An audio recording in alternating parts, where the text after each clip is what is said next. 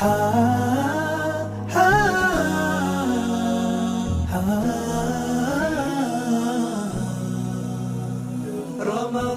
كريم كريم كريم شهر عظيم عظيم عظيم.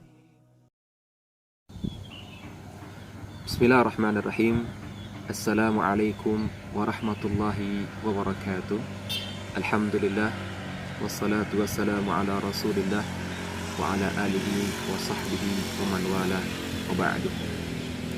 Saudara-saudaraku, kaum muslimin, para pendengar yang dirahmati Allah Subhanahu wa taala. Setiap kita tidak luput dari dosa dan salah. Kita sering berbuat dosa, berbuat salah, baik kita sadari ataupun tidak. Dan Allah Subhanahu wa taala Maha Pengampun kepada hamba-hambanya. Ulama mengatakan bahwa dosa itu terbagi kepada dua. Yang pertama, dosa antara manusia dengan Allah. Yang kedua adalah dosa antara manusia dengan manusia. Adapun dosa antara manusia dengan Allah, ulama mengatakan ada 3 syarat yang harus dipenuhi agar taubat itu diterima Allah Subhanahu wa taala. Yang pertama adalah hendaklah orang yang berbuat dosa itu meninggalkan perbuatan dosa itu untuk selama-lamanya. Yang kedua adalah hendaklah dia memiliki rasa penyesalan di hatinya terhadap kesalahan atau dosa yang telah dia perbuat. Kemudian yang ketiga adalah hendaklah seorang hamba yang bertobat kepada Allah tersebut memiliki tekad azam yang kuat untuk tidak mengulangi dosa itu pada kemudian harinya. Itu 3 syarat bagi seorang yang ingin bertobat kepada Allah Subhanahu wa taala.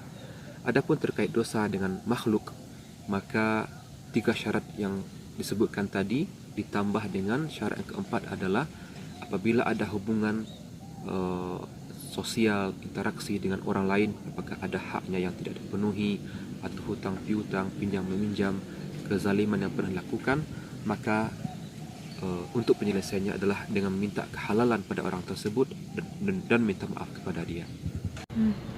Allah Maha Pengampun, mengampuni semua dosa-dosa manusia.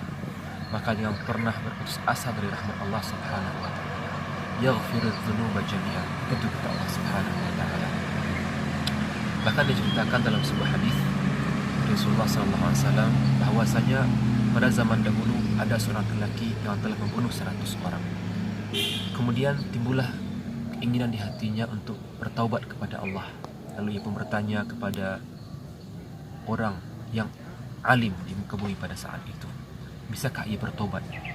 Sehingga pada akhirnya orang alim itu berkata kepada dia, tidak ada yang menghalangi engkau bertobat kepada Allah Subhanahu wa taala. Kemudian orang alim tadi menyuruhnya untuk pergi ke sebuah negeri. Di negeri itu orang-orang menyembah Allah Subhanahu wa taala, maka pergilah kau ke sana, kata orang alim, dan sembahlah Allah bersama mereka. Dan tinggalkanlah negeri tempat kamu tinggal saat ini, karena negeri yang buruk. Kemudian dalam perjalanan dia menuju negeri yang dituju, negeri yang disarankan oleh orang alim tadi, di tengah jalan dia meninggal dunia. Belum sampai dekat negeri yang dituju, dia meninggal dunia. Lalu datanglah dua malaikat ingin mengambil nyawa orang tadi. Datang malaikat azab, kemudian juga malaikat rahmat. Malaikat azab berkata, dia ini bagianku, karena dia tidak pernah berbuat kebaikan. Dia berbuat dosa, membunuh banyak orang. Lalu malaikat rahmat mengatakan, dia bagianku. Kenapa? Karena dia bertaubat kepada Allah dan datang kepada Allah dengan ketulusan hatinya, dengan kejujurannya. Kemudian Allah Subhanahu wa taala mengutus malaikat dalam bentuk manusia menjadi penengah antara malaikat azab dan malaikat rahmat. Kemudian berkatalah malaikat tadi, cobalah diukur antara 2 negeri yang ditinggalkannya dan negeri yang dituju. Setelah diukur, maka ternyata dia lebih dekat sejengkal ke negeri yang dituju. Sehingga pada akhirnya karena lebih dekat ke negeri yang dituju, dan dia pun diambil oleh malaikat rahmat, sehingga dia pun diampuni dan masuk ke dalam surga. Nah, di sini dapat kita ambil suatu kesimpulan, seorang yang bertaubat kepada Allah dengan hati yang tulus, dengan kejujuran dari hatinya yang paling dalam, lalu dia melangkah untuk bertobat kepada Allah, walaupun dia belum berbuat kebaikan dan datang ajal kepadanya, maka Allah telah mengampuni dari dosa-dosa. Seperti itu.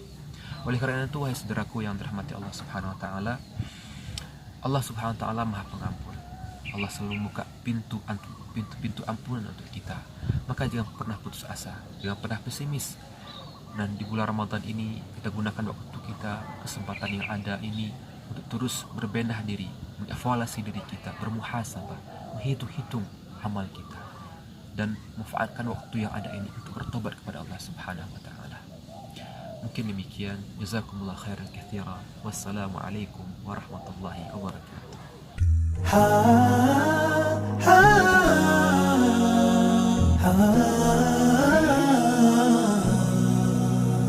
رمضان كريم كريم كريم شهر عظيم عظيم عظيم رمضان كريم